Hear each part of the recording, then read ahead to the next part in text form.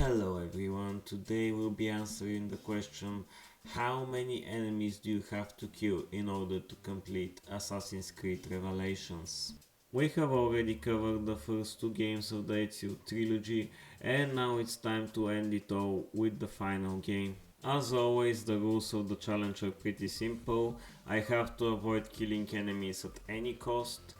Cutscene kills do not count in any way because I have no control over Ezio's actions. And lastly, I am allowed to damage and fight enemies because otherwise the game would be completely impossible to play. With the rules out of the way, we now can begin with the challenge. Our story begins with Desmond wandering around the Animus hub. After touching the Apple of Eden pretty much fried his brain and made him kill Lucy. In there, Desmond meets with his new best friend Jimmy and learns that he has to go back to Ezio's memories in order to have any chance of recovering. We join Ezio as he tries to reach the old assassin's castle. However, he quickly realizes that it has been overrun by Templars, and so he starts fighting, quickly making a few cutscene kills, which, as I previously stated, do not count because I cannot control Ezio's bloodlust during cutscenes. When you do finally get control over Ezio, you can just start beating up your enemies and that doesn't kill them, as after a while they start moving, which means that they're not dead. When he is done beating up his first enemy, Ezio recovers his weapons that he's never gonna use and goes on to beat up a few more Templars. Ezio then dives underground in order to discover Altair's library. Unfortunately, after he beats up 4 more Templars, he realizes that he needs 5 keys in order to open it. He then goes back overground in order to find the Templar's captain and get his journal. This is where you can use Ezio's parachute for the first time. And after you glide for a while, you finally catch up to the captain. You tail him for a while, and after that it's time for your first carriage experience. Ezio gets dragged on the floor for a while by the carriage, but eventually manages to climb up on it and kills a Templar during the cutscene. After that you have a carriage fight, and in there, even though you destroy your enemy's carriage, I don't think that's a kill because you see that the enemy manages to jump out of their carriage just before it gets absolutely destroyed. So most likely they survived the encounter, which is great. Then you fight the Templar captain's carriage, and this fight essentially ends as a draw because before you manage to conclude it, a cutscene is triggered. During the cutscene, Ezio gets severely injured, however this doesn't stop his fists of fury and he absolutely annihilates any Templar that faces him. You sneak up in the village and have to find the captain and assassinate him. When you confront the captain, you have to use your hidden blade. For some reason Ezio doesn't want to use his fist, so you have to fight the guy normally. However, Ezio kills the guy in the cutscene, so we don't have to worry about this. With that, sequence 1 of the game is complete and we managed to beat it without committing any kills. In sequence 2, Ezio meets up with Yusuf, who shows him around the city and teaches him how to use the hook blade. In that period you don't have to commit any kills. You also meet up with the Assassin's Order. And finally, it's time for the city defense tutorial where you don't have to kill anyone yourself, you can just use your assassins in order to kill all the Templars. You then go back to Yusuf and the two of you take down a few Templars. After that he sends you to take down the Templars den, and when you do so you blow it up just like in the previous game. With that, sequence 2 is finally complete and no killing was required during it as well. In sequence 3 you have to release your friends from the prison. In order to do so you have to steal a key from one of the guards, and when you manage to steal it you can free your friends without any kills committed. Your next mission is to hang out with this guy for a while and take out 3 Templars, and when you take them out you have to help your apprentice fight off the other Templars, after which the mission is complete. You then go back to meet Yusuf and go through a bomb tutorial. After that you go and meet up with Sofia, who picks up Ezio's interest extremely quickly, and not because of her book knowledge, even though that helps. She however proves to be extremely useful as thanks to her you're able to find the location of one of the Masyaf keys. Thanks to your incredible luck though, the Templars have also gotten there, so you have to fight a bunch of them. They are not very difficult, however they are an annoyance. When you finally defeat all the Templars, you finally find the hidden door and are able to acquire the first Masyaf key. You then go back to Sophia in order to track down the other Masyaf keys, of course. Nothing else, just finding the keys. When you complete all your side activities, you have to go and help the Romani women who have their treasure stolen by the Templars. And that would be perfectly fine, right? You would just help the Romani, use them as cover, take out the Templars, get back the treasure, and everyone will be happy, right? No? What do you mean I have to poison them in order to spread fear of some curse that doesn't exist? Well, you know what that means. In this mission you have to use poison against the Templars. You cannot defeat them in any other way, meaning that you have to kill 3 Templars, because when you poison them, they die. At least when you're done killing the poor Templars, all you have to do is pick up the chest and you're done with this mission. Killing these Templars really broke Ezio's heart, so much so that for a while he just studied Altair's memories, and so we go to play as Altair for a while. Altair's memory begin with the castle under siege, and pretty much all assassins are in danger. Altair commits a few cutscene kills, and after that you have to save Al-Mualim and a few other assassins. And to do so you have to be very quick and careful, because if you get detected the mission will be failed and you have to try again. So you have to be extremely lucky and precise when taking out the executioner. That would allow Al-Mualim to free himself and you will be able to complete the mission. While Ezio was lingering in the past, a few of his assassin apprentices were caught and imprisoned by the Templars, so naturally you have to go and save them. Finally you have to capture and kill the Centennial. However, in a nice change of pace, it's actually your assassin apprentice who commits the kill, so you don't have to get your hands dirty. This completes the third sequence of the game, and you had to commit 3 kills in order to complete it. In sequence 4 you have to find your way into the Sultan's palace, and the best way that you could figure out was to impersonate a minstrel, so you have to take out 9 of them so you and your assassin friends can steal their clothes and impersonate them. In there your apprentices take out all the Templars one by one, and you even get a chance to meet with the Sultan's son. Naturally, a Templar immediately tries to kill him, however Ezio manages to break his guitar just in time and kill a guy. Unfortunately for me. Why do you have to kill the guy? Ezio? You could have just pushed him away or something, I don't know. But you have to kill this one enemy, because otherwise the prince will die and the mission will fail, and you cannot take out the guy in any other way. On the positive side, at least we met up with the prince and we became best friends. After that, some of Sophia's cargo wasn't delivered on time, so naturally Ezio didn't have anything better to do, so he went on to find it and deliver it to her. After you punched your way in and out of the ship, Sophia was more than happy to help you find more of the Masyaf keys. And while searching for the key, there are no enemies during this level in particular, so you don't have to worry about killing anyone. After you recover and investigate the key, you're sent to Altair's time again, where you have to bury Al-Mualim.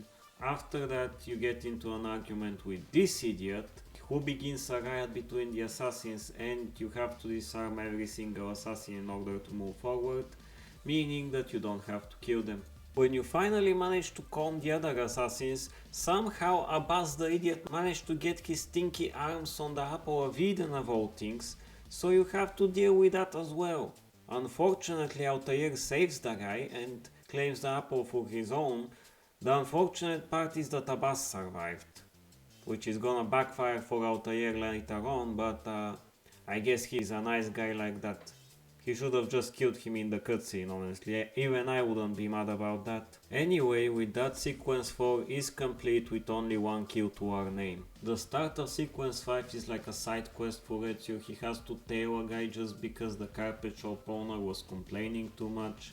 Then Sofia of all people has a painting stolen for no reason, so you have to recover that before you have any hope of recovering any of the Masyaf keys. Needless to say, you do not kill anyone during these side quests. After that, however, you go to recover the third Masyaf key, and at least that's a fun mission because you have to chase down the Templars who are riding in a boat. And in the end of the chase, just to make things even more fun, Ezio jumps inside of the boat, commits a cutscene kill, and absolutely annihilates the Templars' boat. And when you get washed up on the shore, you have to beat up the Templars.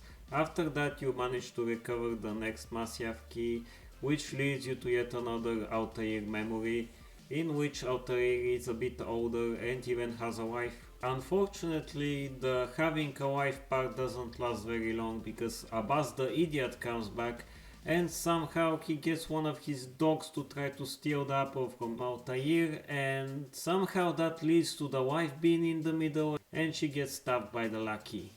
Naturally, out of rage, Altair commits a cutscene kill. After that, you have to beat up the whole assassin order again. And being the loving husband that I am, I carried my wife's corpse around as well. Unfortunately, when the battle was ending, I found her in a very compromising situation, so I decided to just cut my losses. She was dead anyway, and join my son and fight some more assassins. When you go back to Ezio, you find that Tariq is doing some shady dealings. So naturally, Ezio decides that it's a good idea to start a riot. During the riot you don't have to kill anyone, however keep in mind that a lot of the rioters will die because of that, as you're too slow to take down enemies. And with that, sequence 5 is complete, and for the first time in 3 sequences we didn't have to kill anyone. In sequence 6 you have to infiltrate the Janissary camp, so in order to do that you have to steal the clothes of one of the guards, meaning that you can use an assassin recruit in order to kill the Janissary, after which you can hide him in a haystack and steal his clothes. When you reach the camp, all you have to do is remain undetected and kill Tariq.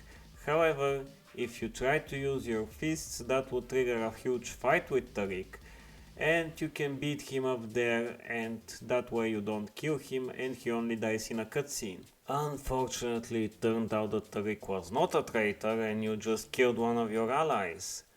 But Sofia doesn't care about that, she wants flowers. So naturally Ezio tracks down the florist, tails him and takes a few roses on his own, which he delivers to Sofia, and they have a very nice date.